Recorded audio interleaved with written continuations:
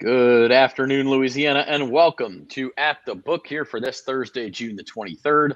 I'm Zach Ewing, along with Devin Jackson and Spencer, the Guru Urquhart. Jim Derry is on vacation, so we can actually sit back, relax, and have a nice conversation today, boys. Jim is not here to take over, and I will say this: Jim is the guy I go to when you put something up there and it's not controversial and it's a sport maybe people haven't thought a lot about, and you're like, I need somebody to say something. Jim Derry, will you say something? And he'll He'll always come stir up the with something pot. to Yeah. say. Oh It may yeah. not be very intelligent, but he'll start the conversation, and that's why we love Jim. But Jim's on vacation, so we hope he's enjoying himself. Although I do want to say right at the top, and I'll mention this again, Jim has a special Datitude coming out tomorrow, Vacation Edition, with Saints general manager Mickey Loomis. Got a one-on-one interview with Mickey, and so they will discuss all things Saints offseason, free agency, draft, how things are looking going toward training camp next month and the preseason. So we're kind of in that real slow period for the NFL, but that should wet your whistle plenty for for the Saints season to come. So check that out. It should drop on all major podcast platforms tomorrow morning. We'll also have links to it on bet.NOLA.com. And like to remind you guys, yeah, exactly. See, this guy gets it. Uncle Big Nick's fired up. This guy gets it. We'd like to remind you that we are brought to you by the Caesars Sportsbook. You can, if you have not already, sign up for the Caesars Sportsbook by going to NOLA.com/Caesars. And when you do that, if you're a new user, you get a $1,500 bet risk-free. What does that mean? Well, it means that you can bet on anything you like. You might bet on who will be the number one pick in the NBA draft tonight, which we'll talk about here in just a minute.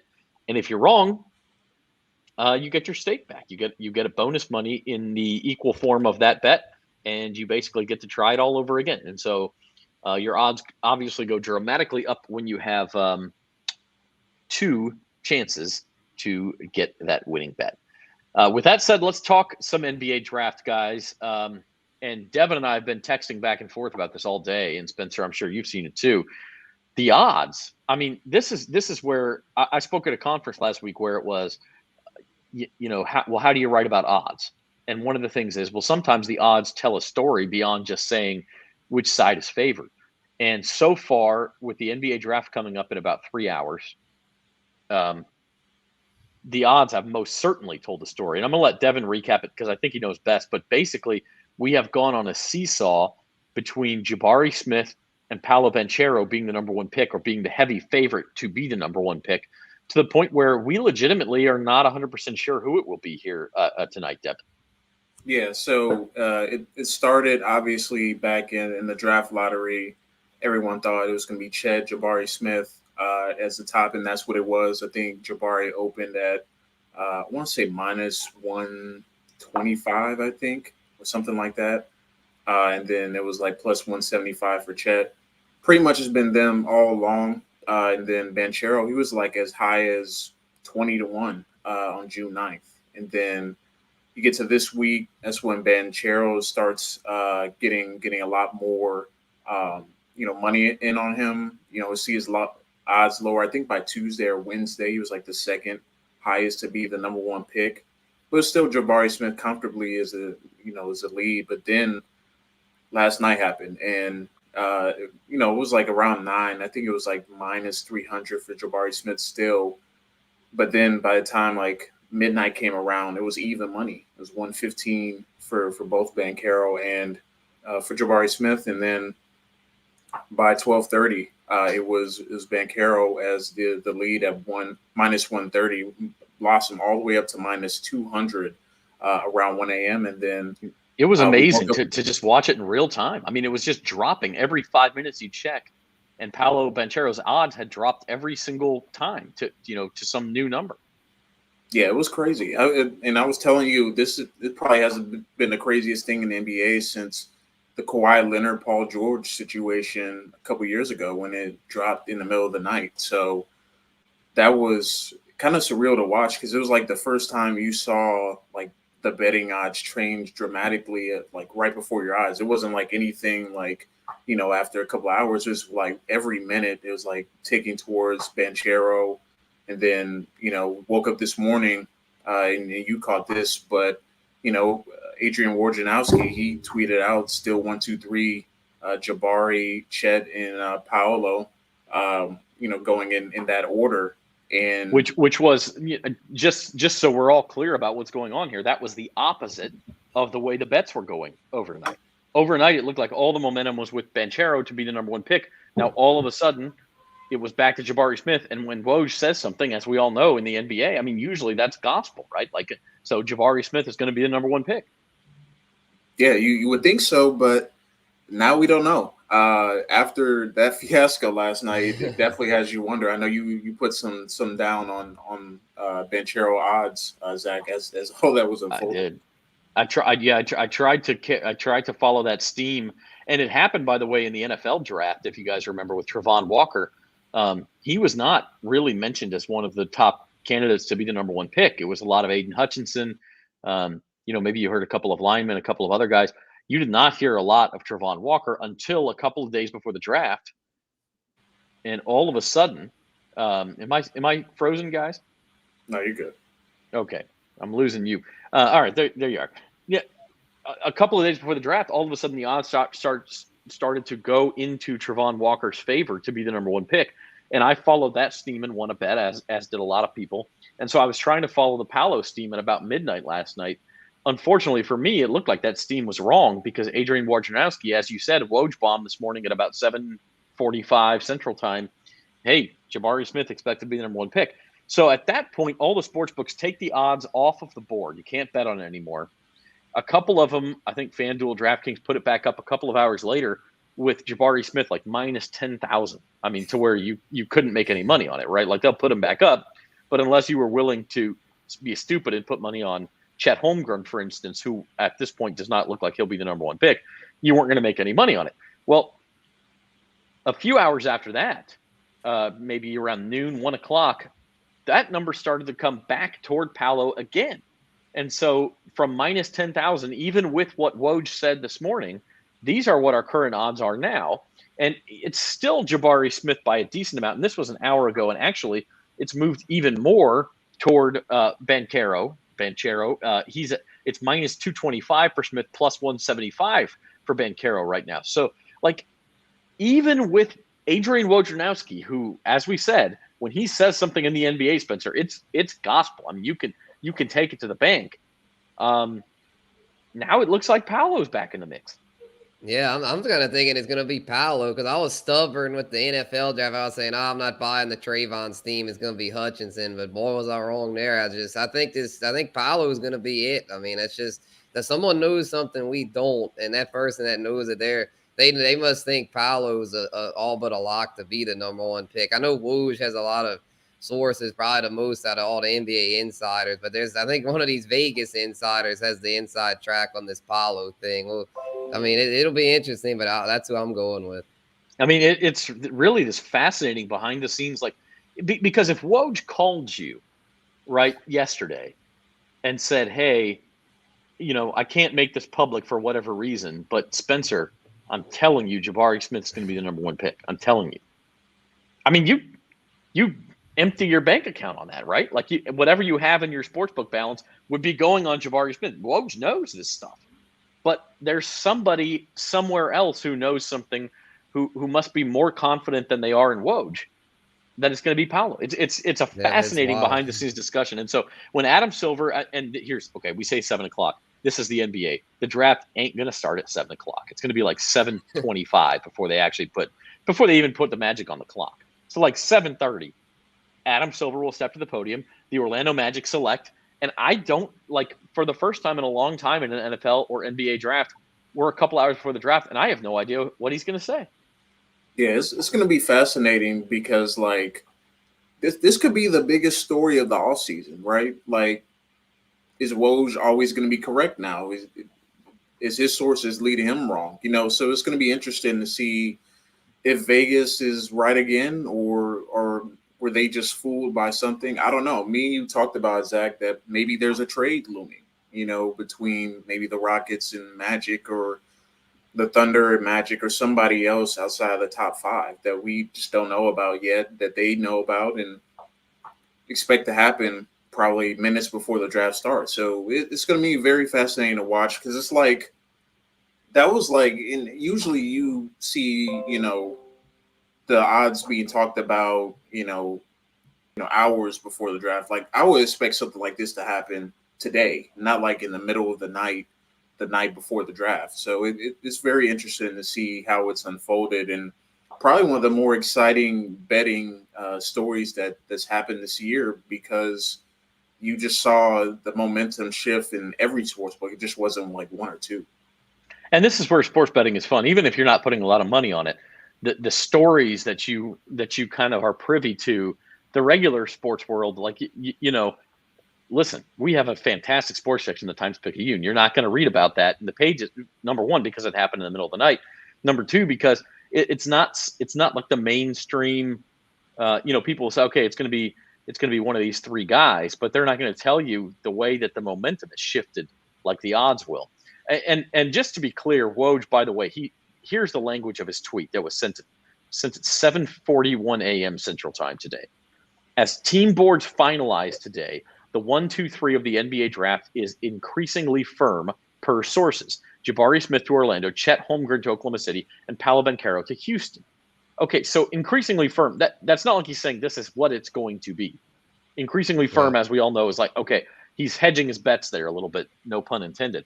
He's, we don't know for sure that that's what it's going to be. And as you said, Devin, there could be a trade. In fact, there's already been a trade. Orlando traded its one of its second round picks to the Lakers.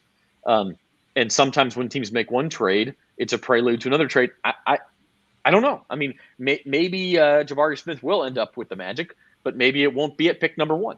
And to that end, kind of the next pivot point of the draft after number 1 is at number 4. And so at Caesars, you can also bet on number 4 odds. And we think that Smith, Holmgren, and Banchero will be 1, 2, and 3 in some order, although you do see Chet and Paolo on this list in case they do slip to number 4. The conventional wisdom has been all week that number 4 will be Jaden Ivey, the Purdue point guard, who's a terrific player. If you watch college basketball, you know that. But guys, this is really the next pivot point of where the draft is going to go. Yeah. I'm thinking Jaden goes here to I believe it's the Kings that have the 4th pick. So I'm thinking he'll slide in there next to De'Aaron Fox, since last year they traded Tyrese Halliburton for Domantas Sabonis. So they're kind of lacking another guard next to Fox. So I'm thinking Ivy will, assuming they keep the pick, will go here at 4. Yeah, I think that's the conventional wisdom, and that makes a lot of sense. So, look, things can change rapidly, even more so in an NBA draft than they do in an NFL draft. There's always trades flying quickly up and down the board. But I think it's fair to say that after that number 4 pick, the next maybe most likely pivot point in this draft where somebody could get into the top 10 might be the New Orleans Pelicans at number 8. They hold the number 8 pick from the Lakers. And here are their odds. And what's interesting about this is Dyson Daniels, the G League Ignite point guard. I think that it's no secret that's who they would prefer. Now, there's no guarantee he gets to number 8, and that's why he's at 3-1. I think Osman Dieng, who played in New Zealand last year, is probably their next choice. Maybe Shaedon Sharpe, who never actually played at Kentucky. He redshirted there and then entered the draft. But you'll also see here, Devin, like, you look at some of these guys.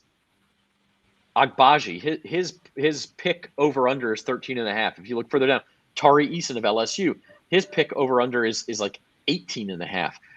And then you have Jaden Ivey, who's obviously supposed to go at number 4. Caleb Houston's supposed to be a second rounder. And so built into these odds is at least a possibility that the Pelicans could trade this pick and either maybe move into the top 5 and try to get a Jaden Ivey. I think that's unlikely. Or maybe more likely, move back, add more picks, or add a veteran and pick one of these guys a little later on tonight.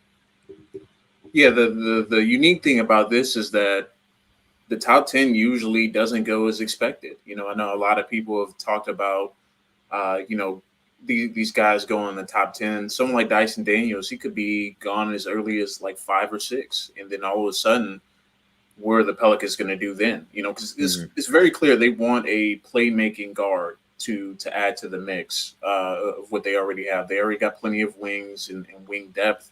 So I think for them, do they go best pick available, best player available? Do they want to trade back and maybe see what other offers they can get?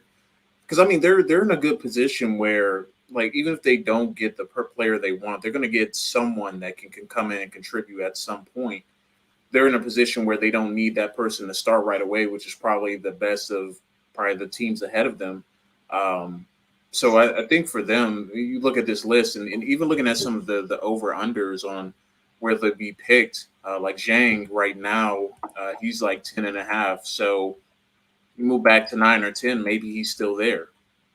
Then you look at obviously Dyson Daniels. I mean, I think he's at 6.5. So there's no guarantee he's going to be there.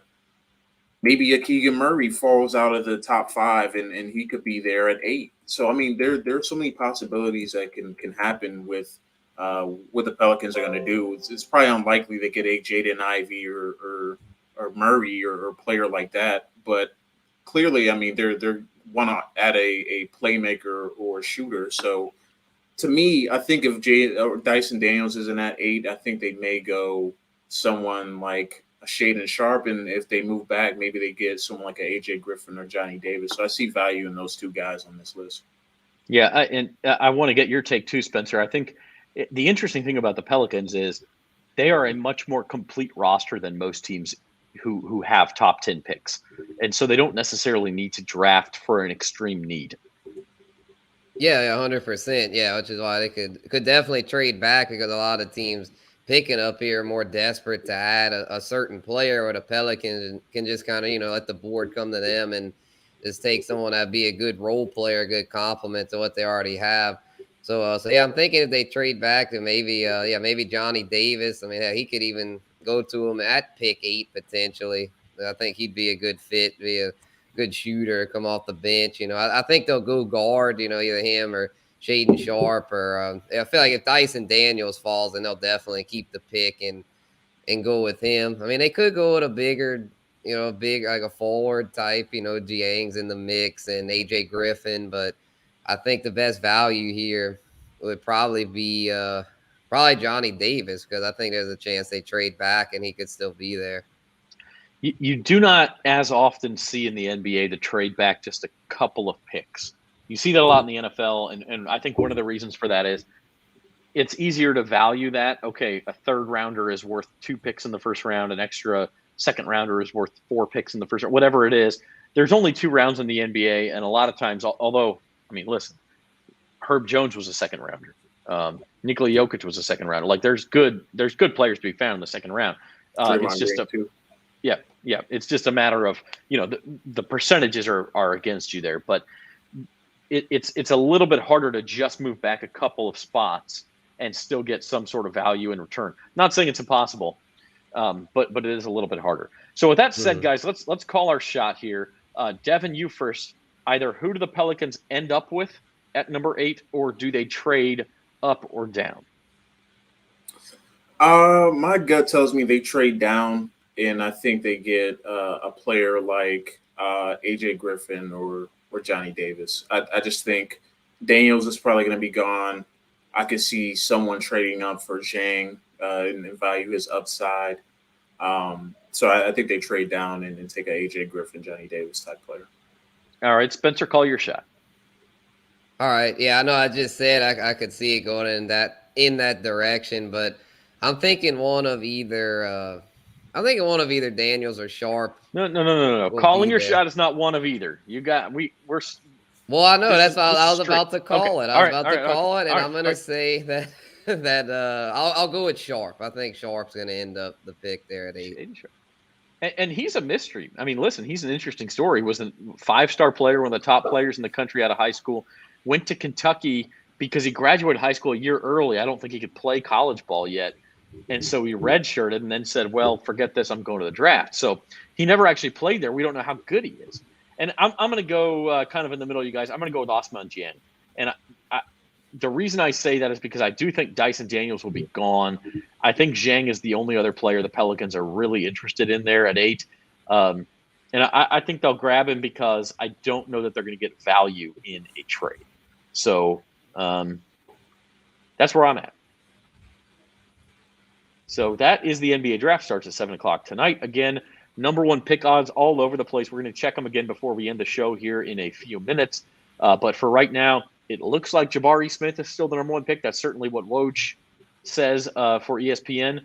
But I'll tell you what, guys, I'm fascinated, even though I don't have any special attachment to any of these players or any of these teams. I'm just fascinated to see how it ends up. Of course, I hope it's Banchero because I have money on it, but it's interesting nonetheless. Yeah, it's going to be fun. I think, similar to the NFL draft, how things kind of played up. I mean, even before, Trayvon Walker was a pick, there was people that still didn't believe that he was going to go number 1. So I think this situation is a little bit different because I think there has to be some merit to it unless, it just didn't really happen. But there was some sort of exchange of information that happened last night. And, whether or not it affects who goes number 1, I certainly think there's a good chance. I mean, maybe we shouldn't rule out Banchero at 2. I know that Oklahoma City's been infatuated with Chet, but I mean, the way things have trended, I wouldn't even rule out Banchero at 2. So, yeah, it's very interesting. Most books you can bet on the first pick, the 4th pick, the 5th pick. You cannot bet on the 2nd or 3rd, and that's because you kind of feel like if you bet on the first one, you're also predicting how numbers 2 and 3 will go in this draft because there is that clear-cut top 3 that we're talking about. So we'll have to see what happens both with the number 1 pick and with the Pelicans. As we move on, a few other things. College World Series is still rolling on in Omaha. The championship series is almost set. It's going to be the Oklahoma Sooners against the winner of a game going on right now between Ole Miss and Arkansas. Last I looked, it was scoreless in that game. Let's see if we can get an update on it. Yeah, Ole Miss leads 1-0. Okay. 5-6 now. So that game rolling right along, 1-0 Ole Miss. The winner gets Oklahoma in the championship series that will start Saturday. Man, look, we told you all along, you don't want to bet favorites in that thing. Tennessee didn't even make it to Omaha. Stanford and Texas were the favorites once they got to Omaha, and to an extent, Arkansas, who's still alive, obviously. But it's very difficult to predict. Find you a long shot you like and go with that. Yeah, I think we talked about it last week. We said Ole Miss or Arkansas as potential sleeper picks, and one of them is. Why do you think I was looking up the score? Because it's live TV. Go back to the beach. Go back to the beach.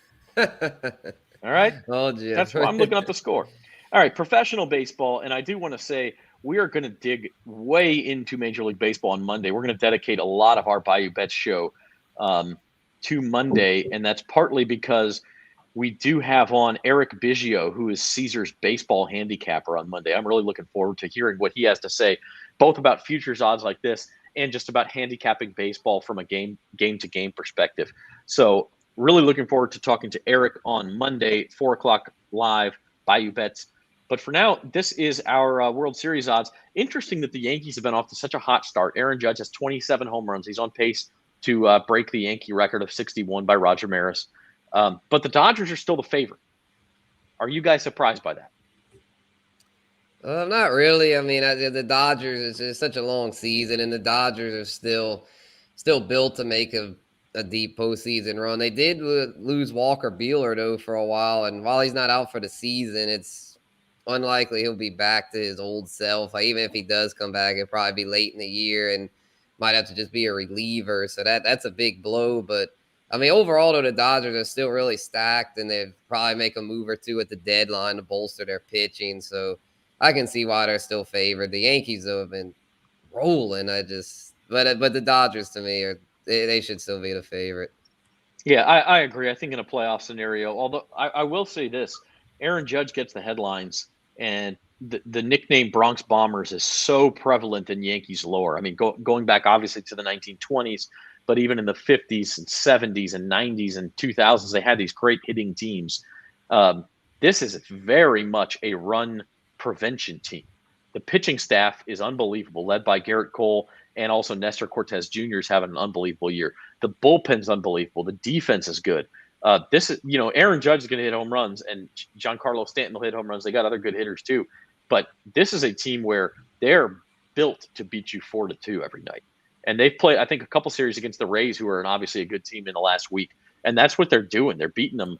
I think they're like 5-2 against them in these two series, and they're beating them like 4-2, 5-1. Like Tampa Bay is not able to score on that pitching staff. Yeah, they finally got some depth to that pitching staff. For a while there was like Garrett Cole and Severino had been hurt, but now they got Luis Severino back. Jamison Tyon's been pitching really good. Jordan Montgomery, even the fifth starter, he's been respectable. So it's like, yeah, they're just really deep there. And that's what they were lacking compared to the Dodgers, was they never had the pitching. But now that it looks like they got the pitching too, that might finally get that. I hope this doesn't happen, that long-awaited Dodger-Yankees World Series. As a Cardinal fan and just a baseball fan in general, I hate to see those teams make it, but they're just so stacked. I guess I see what you're saying, and I would hate it if it happened every year. But because it hasn't happened, and they've been sort of the Titanics in each various. That's bad, but they've been the North Star in each league for so long. It's like it would be pretty fun to see it. It would certainly get good ratings. Major League Baseball wouldn't mind. So we'll talk a lot more baseball. We'll talk World Series odds, but also division odds, win totals, award winners, MVP, Cy Young, Rookie of the Year, things like that on Monday, again at 4 o'clock with Eric Biggio of Caesars. He is their baseball handicapper. So that's going to be a lot of fun. The other thing starting Monday is Wimbledon. And Jim, if you're still listening, I need to know if you're going to lay your Jannik Sinner, Amanda Anisimova parlay again, like you did for the French that paid like 700 to 1.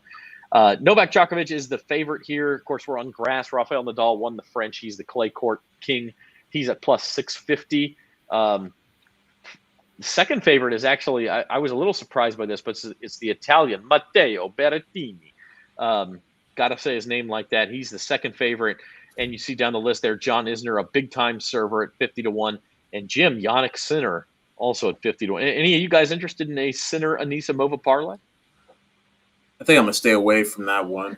I'd look, that it's great for Jim, but I don't think I'm going to get too deep into that and, wake up at like, what time do these games usually start? Is this the American course, or is it? This Wimbledon is in London. It's outside London. Yeah, it'll be early. So it's the last matches of the day will be like 1 o'clock, 2 o'clock. We're gonna have to have tennis Q&A with Devin.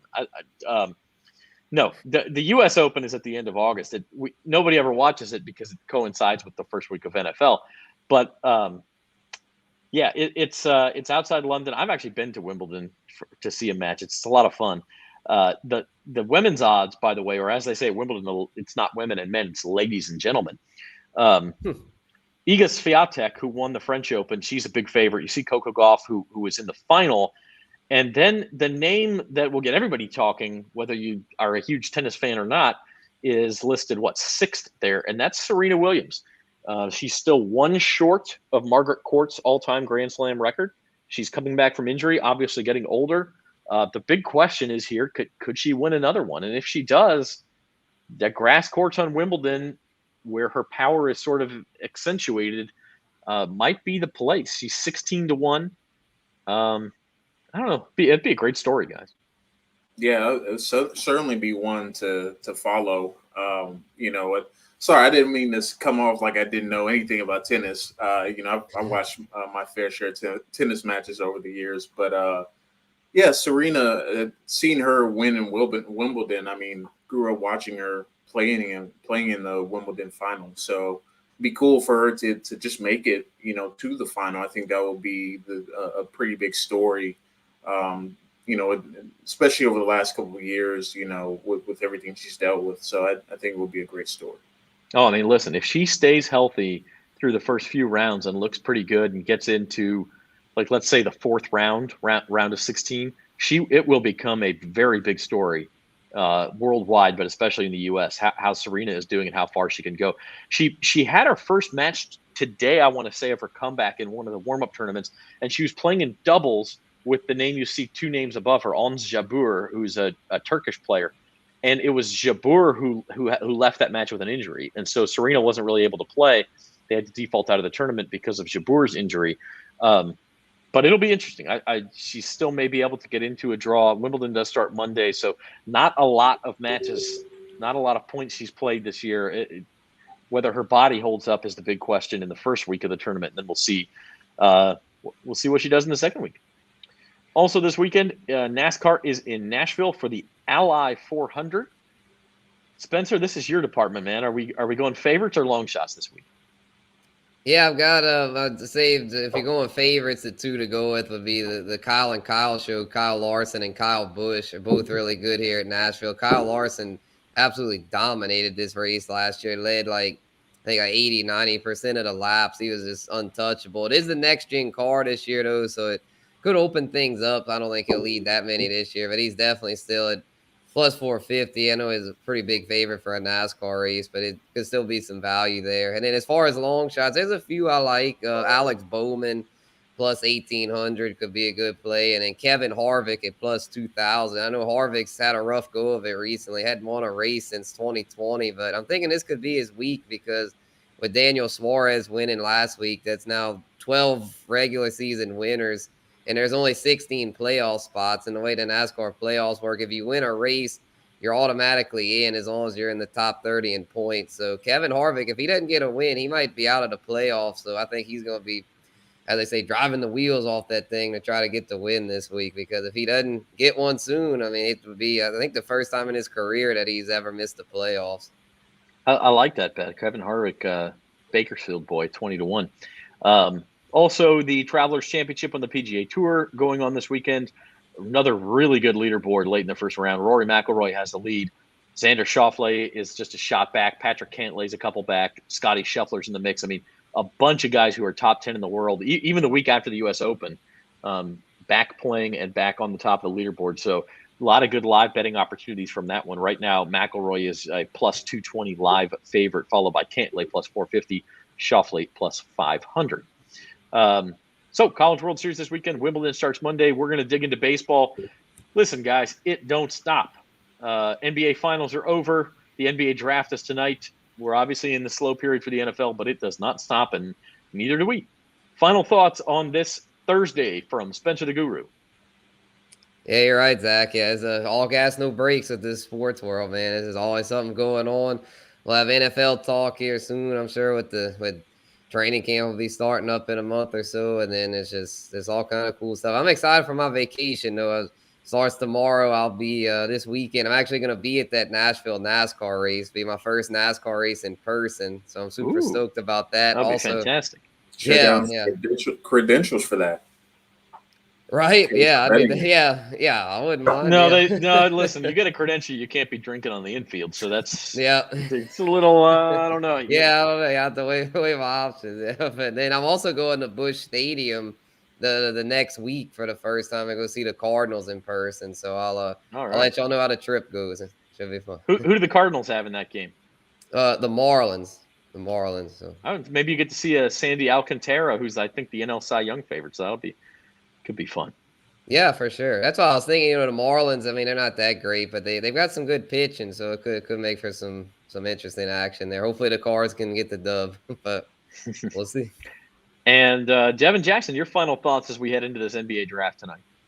I just want to see what happens tonight. Honestly, it's been fascinating to watch the last 24 hours and following, the number one pick, but, also see who the Pelicans end up adding. I think it will be, whoever they end up selecting, I think it'll be interesting because, there's a good chance that, locally, if they get like a Zhang or Dyson Daniels, not a ton of people know a lot about these guys here at the top. I feel like every other year, all the top 15, top 20 players. I think this year is more spread out than ever with the game going international. So I'm very interested to see what unfolds tonight and very interested to see what happens from a betting perspective because I think whatever happens, I think it's going to be a story regardless.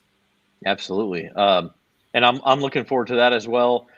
One thing that we will do after the draft on bet.NOLA.com, you can look at it, check it out tomorrow. We're going to take a look at how championship odds change after the draft. and how Rookie of the Year odds change after the draft to see who goes where.